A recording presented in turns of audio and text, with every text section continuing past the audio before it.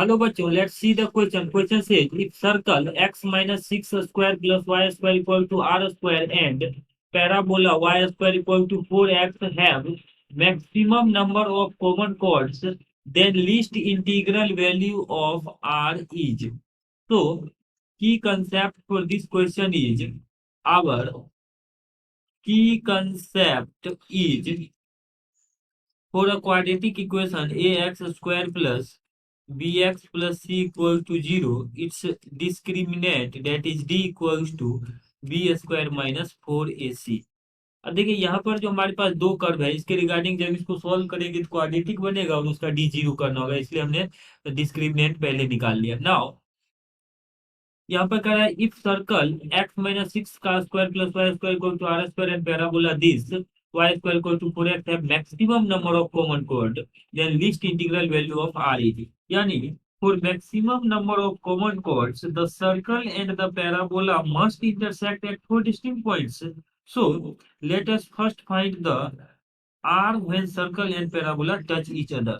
So x minus 6 का square plus y square equal to r square और y square equal to 4x, जब ये दोनों आपस में एक दूसरे को टच कर रहा है तो इसको सॉल्व करते हैं। तो वाई स्क्वायर की जब यहाँ पे 4x रख देते हैं तो इसको ओपन भी कर लेते हैं, ये आ जाएगा x square plus 36 minus 12x plus y square के जब पे 4x रख लेते हैं और आर स्क्वायर को लेफ्ट हैंड में भेज लेते हैं तो minus R square equal to 0।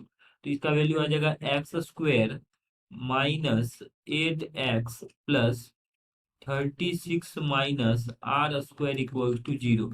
ये हमारे पास क्वाड्रेटिक इक्वेशन बना। अब इस क्वाड्रेटिक का जब ये पैराबोला और सर्कल एक दूसरे को टच कर रहे होंगे तो उस केस में डिस्क्रिमिनेंट हमारे पास 0 होगा। अब डी का वैल्यू होता है बी स्क्वायर, यानी -8 का स्क्वायर माइनस 4 इंटू ए इंटू सी, यानी 36 माइनस आर स्क्वायर 0 कर देंगे। तो उस केस में ये जो दोनों एक दूसरे को टच करेगा, डेट मीन्स कि मान लीजिए ये हमारे पास सर्कल है और ये पैराबोला है।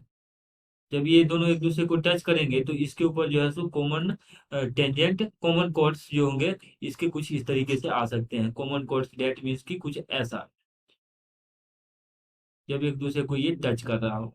अब देखिए यहाँ से अगर हम यहाँ से जब इसका डिस्क्रिमिनेंट 0 किए हैं और इसको फर्दर सॉल्व करेंगे तो यहाँ से ये आ जाएगा आपके पास 64 माइनस 4 इंटू 36 करेंगे तो ये आ जाएगा हमारे पास माइनस 4 इंटू 36 कर देते हैं तो ये आ जाएगा 4 इंटू 6 डेट इज 24 का 4 remaining 2, 4 into 3 12 into 2 that is 14 144 और माइनस माइनस प्लस का आर स्क्वायर इक्वल टू 0। इसको फर्दर सिंप्लीफाई अगर हम करें तो यहाँ से आर स्क्वायर का जो वैल्यू है वो आ जाएगा हमारे पास।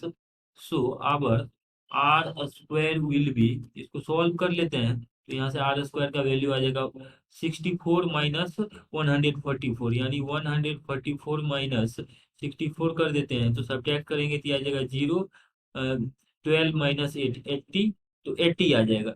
तो आर स्क्वायर का वैल्यू यहाँ से 80 आ रहा है। जब आर स्क्वायर का वैल्यू 80 आ रहा है तो यहाँ से आर का जो वैल्यू होगा वो आ जाएगा हमारे पास। So our r is √80। और क्वेश्चन में हमसे पूछा जा रहा है then the least integral value of are.